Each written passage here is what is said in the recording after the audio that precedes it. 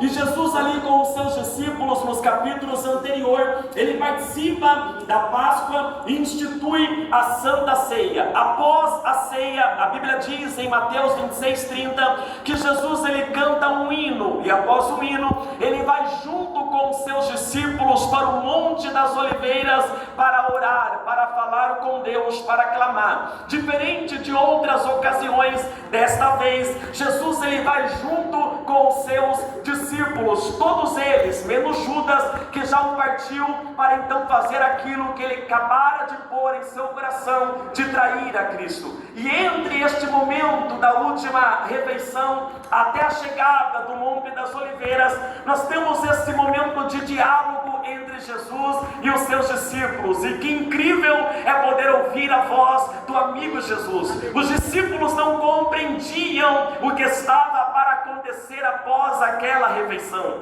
Os discípulos não entendiam muito bem o que estava para acontecer após aquela ceia tão diferente. Não era uma Páscoa comum, não era uma celebração de uma festa judaica comum. Eles estavam participando de algo estrondoso, de algo tremendo, de algo maravilhoso. Jesus ele vai falar: este é o meu corpo que é partido por vós. E quando ele dá graças ao cálice, ele anuncia uma nova aliança, um novo pacto, dizendo: e esta é a nova aliança no meu sangue, não mais nas tábuas de pedra, mas agora pelo meu sangue dentro dos vossos corações. Os discípulos não entenderam muito bem, mas naquela conversa tão gostosa, no capítulo 15, Jesus está conversando, caminhando para o Monte das Oliveiras, aonde ali começaria todo aquele cenário, toda aquela ocasião dele ser levado, dele ser preso, dele ser julgado e de ele ser condenado à cruz do Calvário como um malfeitor. Mas nós sabemos que a cruz ele assume em nosso lugar, ele vai naquilo que era nosso. A cruz não era dele, a cruz era nossa, mas ele foi para que nós pudéssemos ser salvos. Levanta a mão, salvos, e dá um brado de glória a Deus. E entre o cenáculo e o Monte das Oliveiras, nós temos então essa narrativa do capítulo 14 ao 17. Jesus ele vem conversando com os seus discípulos, ele vem dando a eles as últimas instruções, ele vem trazendo para eles algumas informações, algumas palavras de consolo. E como eu disse para os irmãos, talvez para eles essa conversa não fazia muito sentido naquele momento, mas faria grandiosamente sentido depois, quando Jesus ressuscitasse e quando a igreja começasse então a se desenvolver. No capítulo 15, Jesus ele começa a falar sobre comunhão. Repita comigo: comunhão. E ele traz uma alegoria, ele vai trazer um exemplo de comunhão, quando ele fala assim, olha, no versículo 1: eu sou a videira verdadeira, e meu pai é o agricultor, o lavrador, mas vós sois os ramos. Jesus está apresentando um momento de comunhão. Ele fala assim: eu sou a videira verdadeira, o meu pai é quem cuida desta videira, mas vocês são ramos que estão ligados em mim. Jesus no capítulo 15 está tratando com os seus discípulos de comunhão, de koinonia, de ligamento, porque comunhão nada mais é do que compartilhamento de vida. Jesus está dizendo: eu estou em vocês, vocês estão em mim, e se vocês estiverem em mim, vocês darão frutos diante do agricultor, que é o nosso Deus. Levanta a mão e dá um brado de glória a Deus. Então Jesus está tratando com os seus discípulos a caminho do Monte das Oliveiras sobre comunhão. E nesse texto aqui ele vai citar que aquele que não dá fruto é cortado, mas aquele que dá fruto é limpo, é podado cada vez mais, para que possa produzir, para que possa dar mais frutos ainda no reino do Senhor. No capítulo 15, Jesus também vai revelar que o interesse do agricultor, que o interesse do Pai é que os discípulos que estão em comunhão com a videira, que estão em comunhão com Cristo, continuem produzindo no reino de Deus, continuem produzindo cada vez mais e cada dia mais. Todavia, quando Jesus ele fala do fruto, ele não fala do resultado de obras, ele não fala do ato de cultos, ele não fala do ato de expulsar demônios, ele não fala do ato de curar enfermos, porque o resultado não é o fruto que está sendo citado no capítulo 15. O que Jesus cita aqui neste capítulo não é o fruto de resultado, mas é o fruto interno, é o caráter cristão e as virtudes que são produzidas pelo Espírito de Deus dentro do coração daqueles que estão em ligamento com a videira verdadeira, que é Jesus. Aleluia, glória a Deus. Jesus está tratando de algo interno. Jesus está tratando de algo do coração. O capítulo 15, Jesus fala: eu sou a videira, vocês são ramos, e o Deus, o Pai, é o agricultor, o lavrador, aquele que cuida. O intuito é que vocês estejam em mim e que vocês produzam frutos, mas esses frutos não são os resultados, não são as curas, não são os demônios sendo expulsos ou as obras que produzimos físicas na obra de Deus. Ele fala de algo mais profundo. Olha aqui para mim. Por que de algo mais profundo? Porque aquilo que Deus usa através de mim para fazer não é tão poderoso como aquilo que Deus pelo Espírito está operando dentro de nós. Ele fala de caráter, ele fala de virtude, ele fala de uma transformação interna, de mudança interna. Ele fala de uma mudança dentro do homem que vai tornar o ramo parecido com a videira, que vai produzir frutos, que vai mostrar, que vai testemunhar que aquele que está na videira verdadeiramente não está seco, mas está vivo, recebendo nutriente para a sua alma e sendo cada vez mais parecido com Jesus de Nazaré. O intuito do fruto é testemunho. O intuito do fruto é sermos parecidos com Jesus. O intuito do fruto é que quando as pessoas nos olhassem, pudessem testificar, pudessem testemunhar que nós não apenas falamos de Cristo, mas nós vivemos a Cristo.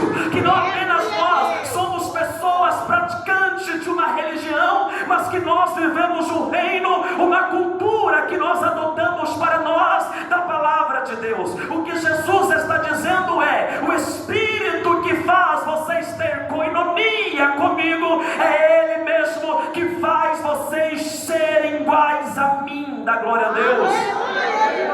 Esse fruto não são as obras que nós produzimos no reino, não é a quantidade de obras que nós temos, de nossas pregações, de nossos cânticos, de nossas obras, de nossos cultos, de nossos congressos, de nossas atividades. Não é nada disso, porque até então se lê na Bíblia que no final dos tempos haverá muita gente com resultado, e mesmo assim não entrarão no reino dos céus. Eles dirão: em teu nome eu curei, em teu nome demônios expulsei, até novas línguas eu falei. Mas a resposta era: partai-vos de mim, porque eu não vos conheço. Ou seja, vocês tiveram frutos, resultados, mas não foram frutos que eu esperava. Olha aqui para mim, o que o Senhor está falando conosco é: eu estou tratando o seu caráter, eu estou tratando a sua mentalidade, eu estou tratando o seu coração, eu estou tratando o homem dentro de você, o ser dentro de você, o eu dentro de você. Eu estou tratando o seu interior.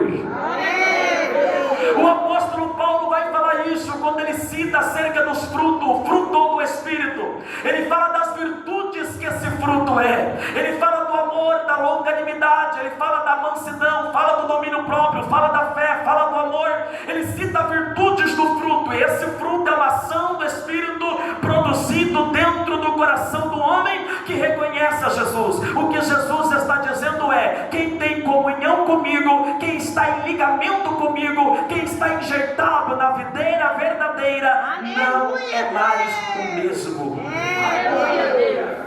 Olha para o seu irmão e fala assim, olha para o teu irmão e fala assim: você que está em Cristo não é mais o mesmo. Não é mais o mesmo. E essa transformação é tão real que Mateus capítulo 3, versículo 8, João, ele vai dizer na sua mensagem: produz, pois, frutos dignos de arrependimento. Ação interna. Em Mateus capítulo 7, Jesus vai dizer que nós conhecemos a árvore pelo fruto, pelo caráter, pelo que ela escolheu viver dentro do seu coração, da sua mente, refletindo-se nas suas obras. Quando lemos a Bíblia em Filipenses 1:11, o apóstolo Paulo fala assim: sejam cheios do fruto da justiça, que são por Jesus Cristo e a vida eterna. Romanos 6:22, o apóstolo Paulo vai falar: mas agora, libertos do pecado e feitos servos de Deus, tendes o vosso fruto em santificação. Da glória a Deus. Então, no capítulo 15, o que Jesus está tratando com os discípulos e conosco é o seguinte: é sobre transformação interna, é sobre mudança de mentalidade, é sobre verdadeiro arrependimento, é sobre um coração que se entregou não à religião, mas se entregou ao reino e não pode resistir ao poder deste reino. É sobre aquilo que está acontecendo dentro de nós. Sabe qual é o maior sinal de que nós estamos em comunhão com Jesus? É que hoje eu não sou o mesmo que fui ontem, mas amanhã eu também não serei o mesmo que sou hoje. Jesus continua trabalhando dentro do coração daquele que está com Ele em comunhão. Da glória a Deus. Pergunte para o seu irmão: você está em comunhão com Cristo? Está fraco? Você está em comunhão com Cristo? Então Jesus fala de algo interno.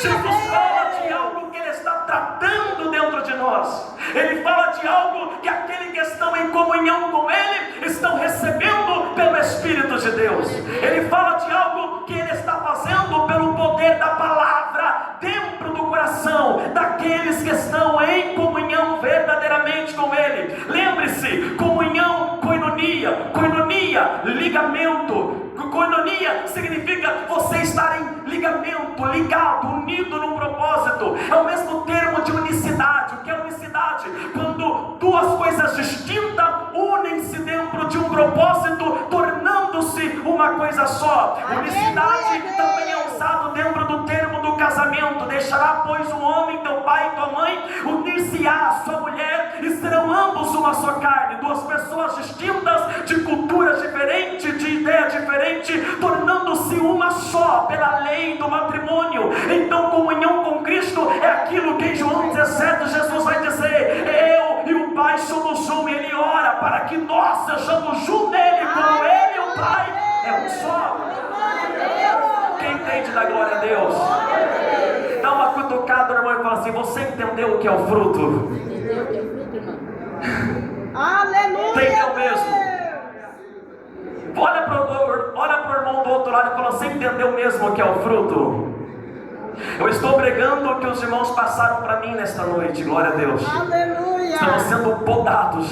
Aleluia. Estamos sendo tratados pelo agricultor, porque se não houver mudança, não dá para ficar na videira. É Deus. Porque se não houver transformação, não dá para ficar na videira. Olha aqui, o Espírito Santo está tratando você nesta noite. Quem crê assim, da glória a Deus? Ele está usando os meios que você chama de tribulação para que se possa produzir um fruto digno. Ele está usando as adversidades da vida para que ele possa produzir um fruto digno. Ele está trabalhando e usando os meios que você diz que são provas, mas na verdade são o Senhor usando meios para moldar, para podar, para tratar, para trabalhar em você, para que você não seja cortado no último dia. Glória a Deus. Vamos lá. Quais são as verdades que esse texto nos revela? Primeiro, a primeira verdade que esse texto me revela, além de tudo que já foi falado nessa introdução, é que todos nós estamos ligados à videira. Olha aqui para mim. Se você observar, Jesus ele diz que aqueles que não produzem e serão cortados pelo agricultor. Só que você observa que ele diz que embora serão cortados, ainda assim estão ligados.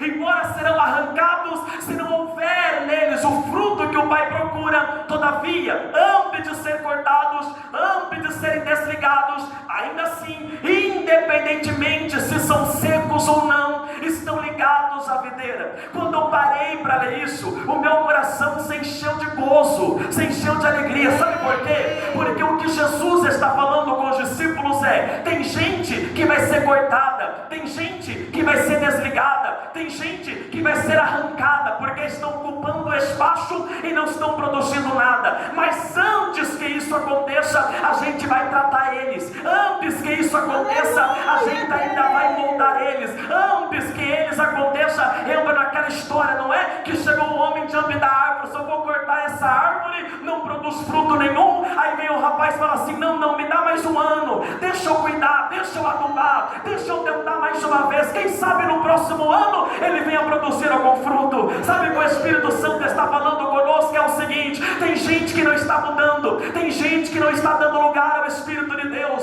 tem gente que a palavra é apenas palestra e não alcança a profundeza da alma para mudar o caráter. Mas olha, você ainda está ligado na videira, e quem sabe amanhã seja você o profeta que Deus vai usar, quem sabe amanhã seja você o atalaia que o Espírito Santo vai usar, porque você pode ser como o vale de ossos secos, está sequíssimo, mas pode ser que o Espírito sopre e amanhã você seja a videira que mais produz no reino de Deus.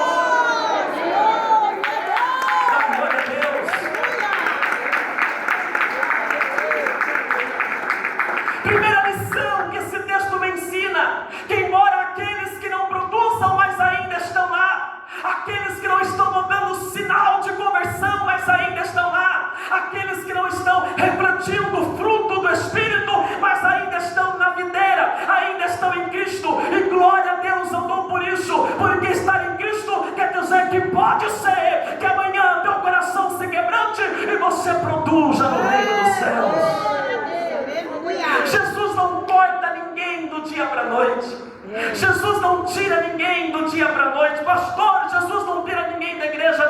Tira sim. Eu queria ter tempo para provar dentro da Bíblia todas as ocasiões que Jesus ele arrancou, tirou dentro do princípio da graça aqueles que estavam apenas sendo como impedimento dentro do reino dos céus. Mas olha aqui para mim, antes disso acontecer, ele vai tratando. Antes dele acontecer, ele vai dando nutriente. Antes disso acontecer, ele vai adubando a terra. Antes disso acontecer, ele vai mandando palavra. Não seja o coração duro, ouça a voz do Espírito e produza no reino dos céus.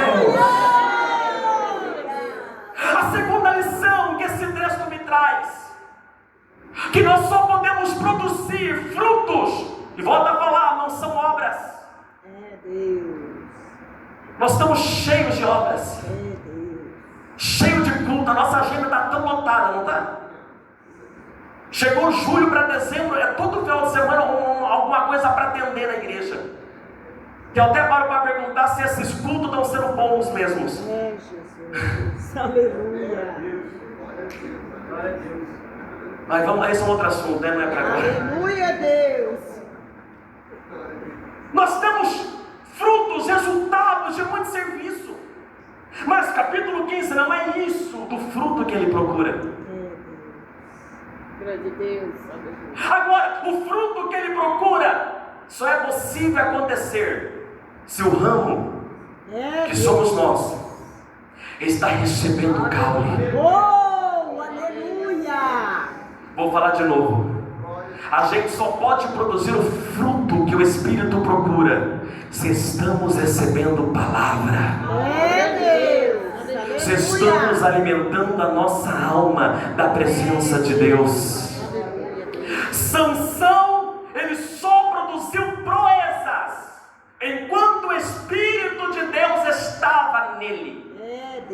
No livro de Juízes 15:25 diz que os inimigos de Sansão chamaram o servo e disseram: traga-nos Sansão, porque agora é para nós alguém que nos diverte.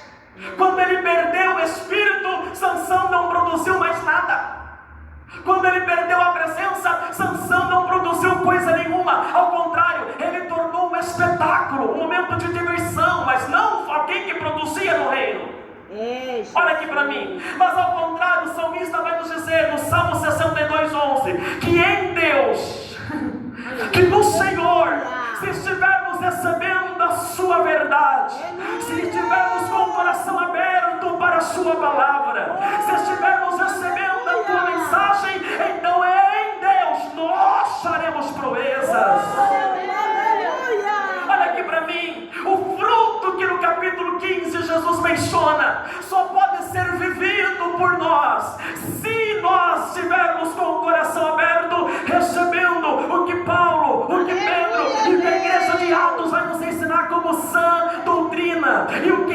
medicina, saúde, doutrina, ensino. O que Paulo diz é o seguinte: quem recebe o ensino saudável da palavra de Deus vai produzir o fruto que o Espírito Santo procura.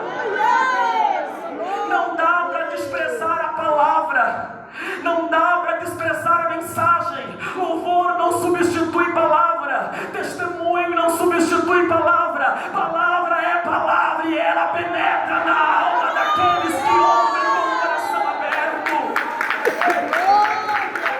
Oh, Espírito de Deus, levanta a mão, dá um grado de glória nesta noite. Jesus está sacudindo a árvore, o ramo vai produzir de novo. O ramo vai produzir de novo. Quem crê dá glória a Deus. A segunda verdade que esse texto me ensina é: Jesus mesmo disse: sem mim vocês não podem fazer nada. Sem mim vocês não podem ser transformados. Sem mim vocês não podem produzir o que eu procuro. Sem mim vocês não podem fazer absolutamente nada. A verdade é que sem Ele a gente é como um Sansão sem o Espírito. É um espetáculo. Sem Ele o nosso culto é um espetáculo. Sem Ele a nossa pregação é apenas emotiva. Sem Ele a gente virou um palhaço, mas com Ele nós somos servos e produzimos para a glória do seu nome. Jesus está nos ensinando verdades grandes nesta noite. Jesus está nos ensinando verdades confrontadoras nesta noite. E olha aqui para mim, volta a falar: se Ele está lhe podando, é porque Ele crê que você ainda pode produzir o que Ele procura. Olha para o teu irmão e fala assim: você ainda pode produzir o que Ele procura. Eu estou achando a igreja muito calada. Vou dar um minuto para você levantar a mão, bater palma, dar glória, falar em línguas.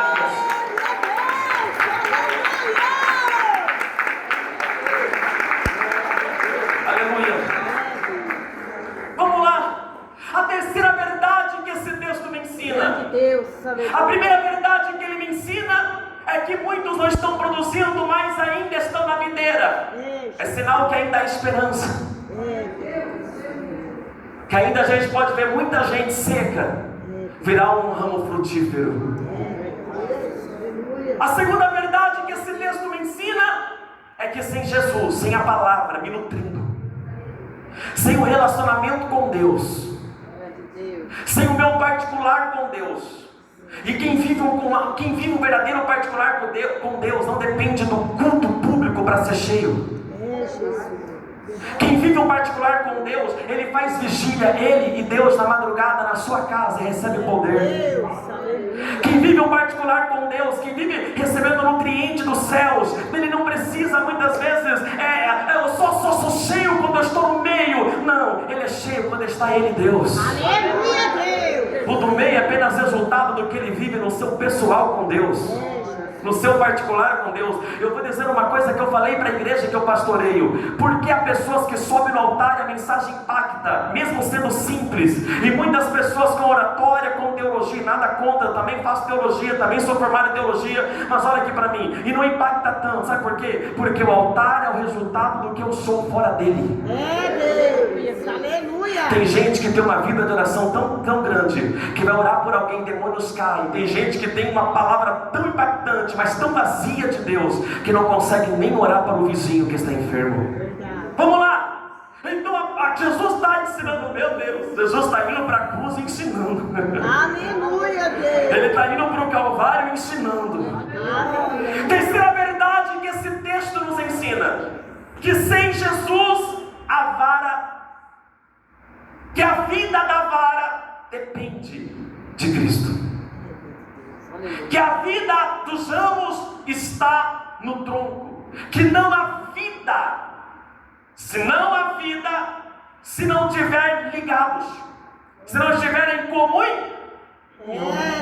Não há vida se não tiver em comunhão. E agora eu vou falar aqui algo interessante. A gente sempre fala que comunhão é nós com Deus apenas. Só que a Bíblia vai falar em 1 João, não me lembro o capítulo, nem o versículo, mas 1 João ele fala assim, que a comunhão começa primeiramente conosco. Deus, aleluia. E depois Jesus com o Pai. Aleluia, Deus. O que João está dizendo é: ninguém tem comunhão com ele se primeiro não consegue ter comunhão com o seu irmão. Aleluia, Deus. Aleluia, Jesus. Jesus está nos ensinando aqui a terceira verdade: que aquele que não está em comunhão com ele não tem vida. É, Deus. Por quê? Porque se você cortou aquele ramo, arrancou ele do tronco, não recebe mais nada. É, Jesus. Não vai poder produzir mais nada. Aleluia, Deus. Não vai acontecer nada. E quando a gente está fora de comunhão, É, Deus. e quando a gente está fora do propósito, e quando a gente ficará surpreendida quando o agricultor levar então para a eternidade nós e deixar aqueles que não produziram. É, Deus. A vida espiritual que nós desfrutamos, ela emana de Jesus de Nazaré. É, Deus. A vida que nós usufruímos, que nós gozamos, ela emana de Jesus de Nazaré. Não é à toa que quando se trata de comunhão, a gente é levado para Atos 2:42, que fala assim, que a igreja primitiva, a igreja de Atos, a igreja primeira, perseverava na doutrina dos apóstolos, na comunhão, no partir do pão, nas orações, em cada alma havia temor, sinais, milagres e maravilhas Jesus operava. O que está falando esse texto é que a primeira ação interna do Espírito em Atos 2, quando desceu, foi gerar temor no coração daqueles crentes. E o temor que levou eles a perseverar, primeiro, na doutrina apostólica, na palavra. Segundo, na comunhão. É, Deus. Sabe o que é perseverar na comunhão? Significa que, independentemente dos males que a vida me cercar, eu escolho estar com Cristo Jesus. Aleluia, Deus. Independentemente do que pode acontecer entre eu e você, ainda assim escolho perdoar, chamar você de meu irmão. Comunhão. Perseverança significa permanecer naquilo que foi ensinado primeiro. Perseverança na sua raiz significa não abrir mão do que nós receberam diretamente dos apóstolos, e eles não abrem a mão desta verdade. Comunhão não se abre mão, porque quem perde a comunhão não recebe vida. É, Aleluia, Deus. Não recebe vida. É, Jesus. Já observou o quanto nossos cultos estão ficando gelados? É, Pai. É, Deus. A Santa Ceia é símbolo de coinonia, de comunhão. Quem não come da minha carne, não bebe do meu sangue, não tem vida. É, Deus. E é por isso que há muitos fracos e doentes, até alguns que já estão mortos espiritual no nosso meio. É, Deus. Estão sem vida. Mas levanta a mão, o Espírito de vida vai soprar nesta noite novamente. Levanta a mão, o Espírito de vida vai soprar novamente, oh glória. Levanta a mão, você quer receber vida nesta noite, renovo. Tem gente que não está morta, mas está quase desfalecendo, está caminhando, feito bêbado. Recebe vida pela palavra de Deus nesta noite, a tua alma. Aleluia. João 5:24, Jesus diz: quem ouve a minha palavra e crê naquele que me enviou, já passou da morte para a vida, da morte para a vida, da morte para a vida. Glória a Deus. Aleluia. Se eu não estou em comunhão, Grande Deus. não, eu não tenho vida. É, Jesus. Aleluia. Eu estou morto. É, Deus. E eu vou dizer uma coisa para os irmãos: Grande Deus. isso é ser religioso. Ser religioso não tem nada a ver com questão de vestimenta. Ser religioso é quando eu olho para o reino de Deus e não recebo vida. É, grande Deus. É apenas por hábito, por costume. Grande Deus. Mas quando eu recebo vida, não é mais por hábito e nem por costume, é porque eu estou apaixonado. Aleluia, Deus. É porque o meu coração queima por isso. É porque eu não vivo uma religião, eu vivo um reino. É o estilo de vida que eu escolhi viver. O reino de Deus com as suas virtudes e valores. Aleluia. Vamos lá. Aleluia. Ó Deus. Última lição que esse texto nos traz: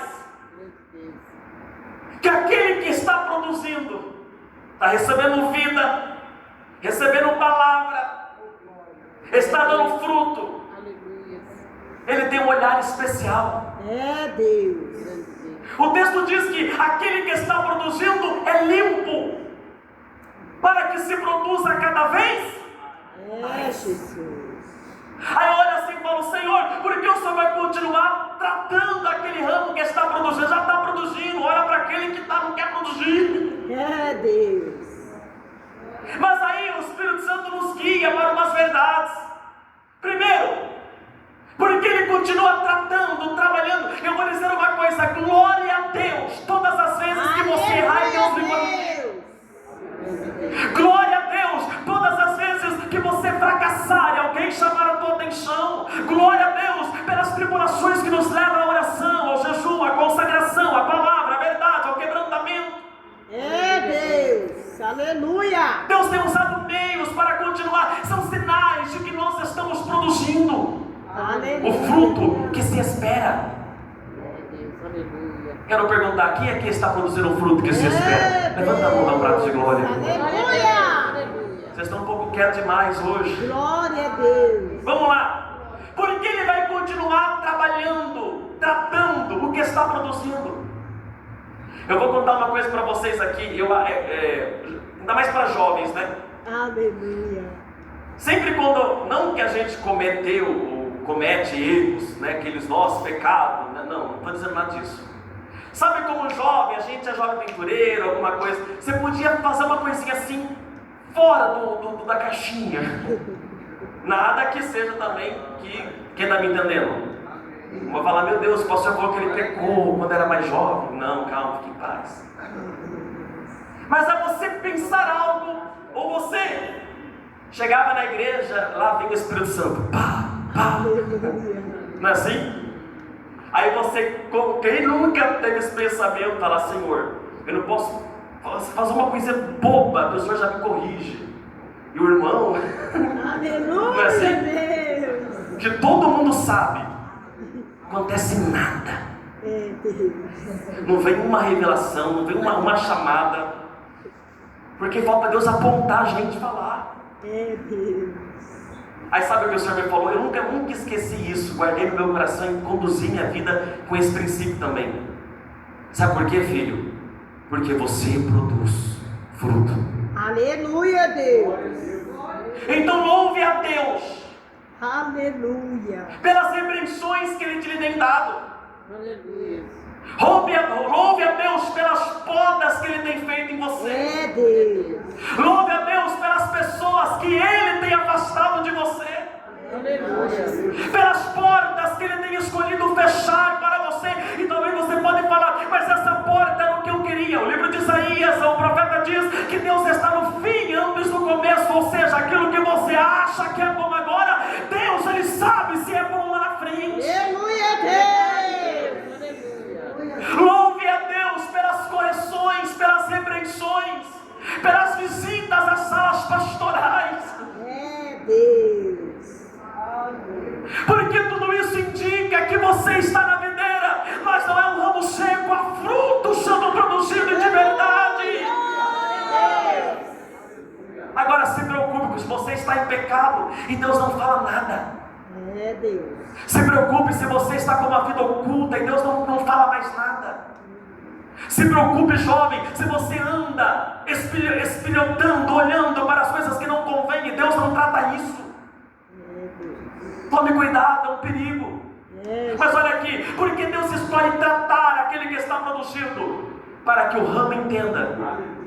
Aleluia. Para que o ramo entenda que ele não deve escolher a posição que ele está no caule. É Deus. O Senhor nos trata para que o orgulho não nos alcance. O Senhor nos poda para que o orgulho não chegue até nós. O apóstolo Paulo, ele vai falar de um homem que ele conhecia, que há 14 anos, que ele diz que não sabe se foi arrebatado no corpo ou fora do corpo, foi levado até o terceiro céu, a morada de Deus, e viu coisas inefáveis, viu coisas incríveis que não pode descrever. Nós bem sabemos que este homem era Paulo, mas ele não diz: eu fui arrebatado, ele diz: eu conheço alguém. Aí no mesmo capítulo, Paulo vai tratar lá no final sobre o espinho que ele carregava, e que ele pediu a Deus 3 vezes: tira de mim, tira de mim, tira de mim. E a resposta de Deus é: a minha graça te basta. Aleluia, Deus. E o interessante é que Paulo vai dizer o porquê Deus não tira dele essa tribulação: para que ele não se orgulhe das revelações, para que não se orgulhe da posição, para que ele não se orgulhe, para que ele não sinta o ramo da videira com o fruto mais bonito. Deus continua tratando o nosso coração, por quê? Porque nós somos vaidosos. É da nossa natureza a vaidade, o orgulho. É da nossa natureza buscar o reconhecimento por qualquer fato ou obra que nós fazemos. É da nossa natureza sentir ofendido quando alguém não nos agradece pelo bem feito.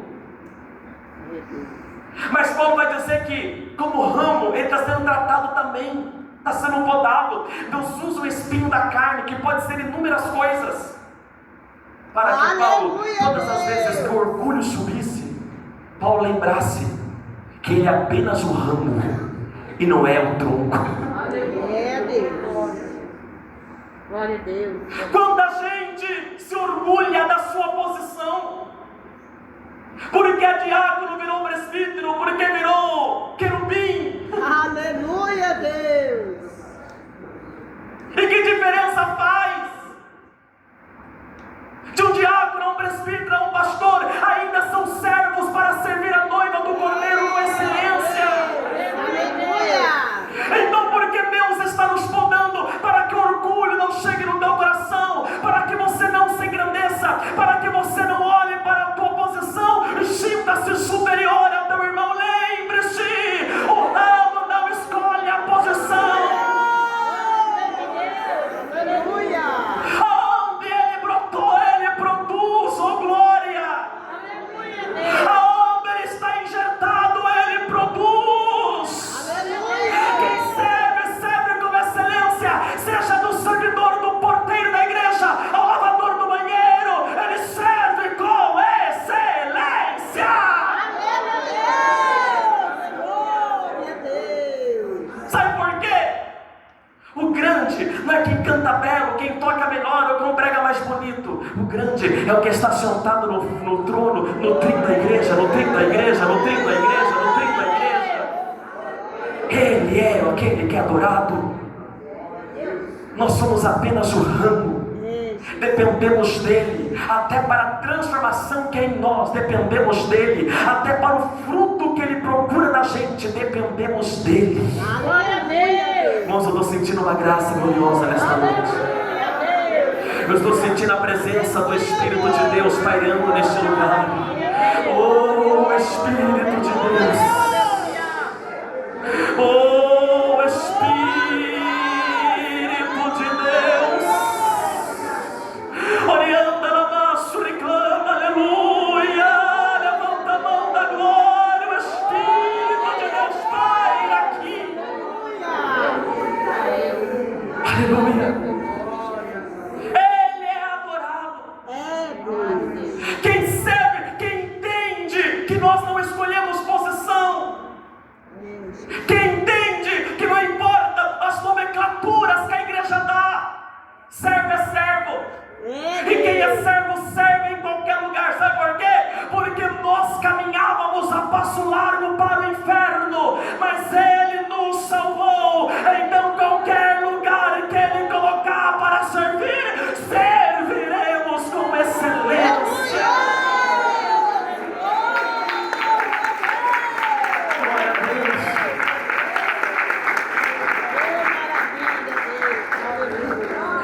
Oh, Espírito de Deus.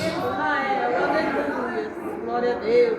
Porque Ele nos trata, porque Ele nos molda, para entendermos que quando o fruto é produzido, o ramo pesa. Já chegou perto de uma árvore produzindo no tempo da sua produção de frutos? Você vê que os galhos ficam inclinados, não é? Quando eu entendi isso, gostei. Porque aquele que está sendo limpo pela palavra, aquele que está sendo podado pela Aleluia, palavra, Deus. ele é humilde, Obrigado, Deus. ele se inclina. Obrigado. E volta a falar porque ele entendeu a posição de servo. Ele entendeu que cruz não é lugar de conforto, cruz é lugar de sacrifício e de serviço. Aleluia. O convite universal de Jesus, Lucas 9:23. Aleluia. Quem quiser. Por que ele fala quem quiser? Ele está indo para Jerusalém. Os discípulos estão com ele. E o incrível, os discípulos viram Jesus curar, Jesus libertar, Jesus transformar, Jesus fazer milagres. Aleluia. Mas agora viriam Jesus sendo humilhado, cuspido, apedrejado, surrado. Seria um escândalo para eles, principalmente na mentalidade que eles ainda tinham de que Jesus era o Salvador da pátria. Ainda não entenderam que era do mundo. Então, se vocês quiserem, por que ele fala isso? Segundo, porque se vocês decidirem ir, vocês vão ter que sofrer comigo, vão ter que carregar a cruz comigo, Aleluia, vão ter que Deus. enfrentar momentos ruins comigo. Aleluia. Então ele molda-nos para entender que cruz é lugar de sacrifício. Quem quiser vir após mim, negue-se a si mesmo.